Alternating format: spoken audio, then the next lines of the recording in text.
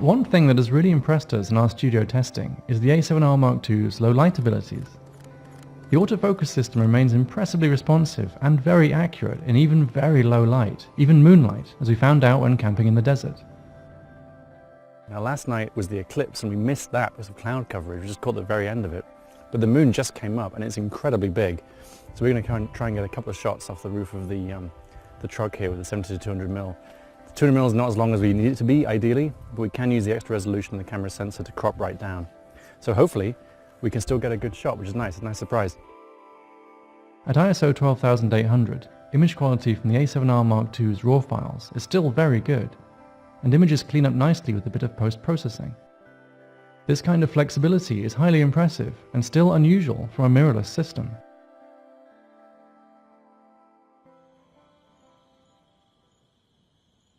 I think my mantra in life is put myself in situations where I have to work for other people as little as possible to give myself the most time to create what I love and what I think is important. And freelance provides that opportunity, but it is a hustle. It's a lot of work to stay on top of it.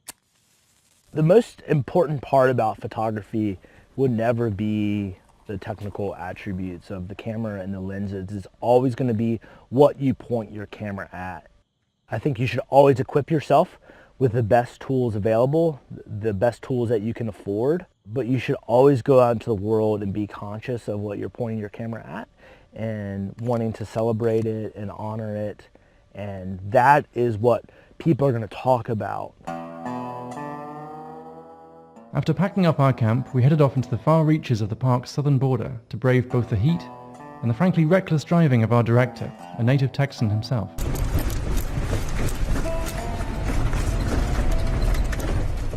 During a brief pit stop for water and motion sickness pills, we set up a shot to test the a7R Mark II's lock-on AF tracking.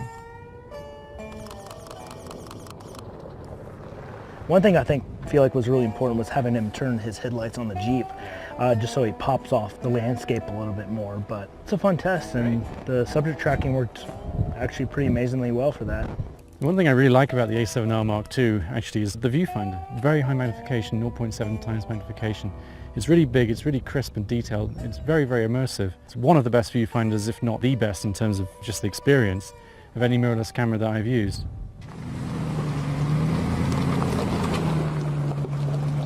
I definitely wouldn't come here in June or July. I mean, it was pretty much the end of September and it was still pretty dang hot in the day.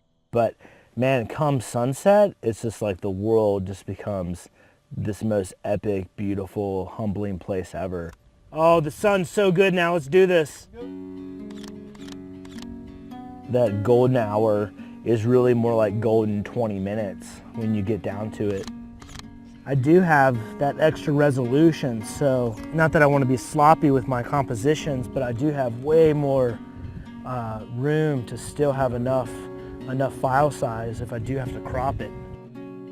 The images with Maddie take a lot of work.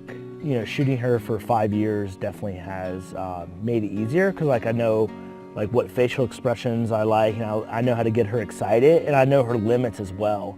You okay, girl? Stay, Maddie. There we go. Look at her, Becker. I think we just got the shot of the day, certainly. Oh, there she goes. Turns out dogs can't sit in camp chairs for all that long after all.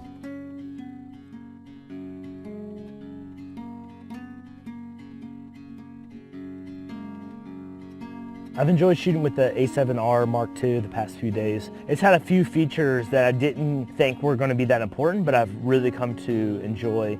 First is the tilting, articulating rear screen. I mean, it's great for shooting low.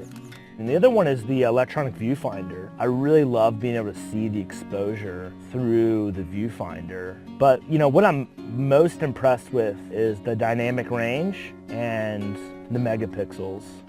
In case I do have to crop in, or if I don't compose an image perfectly.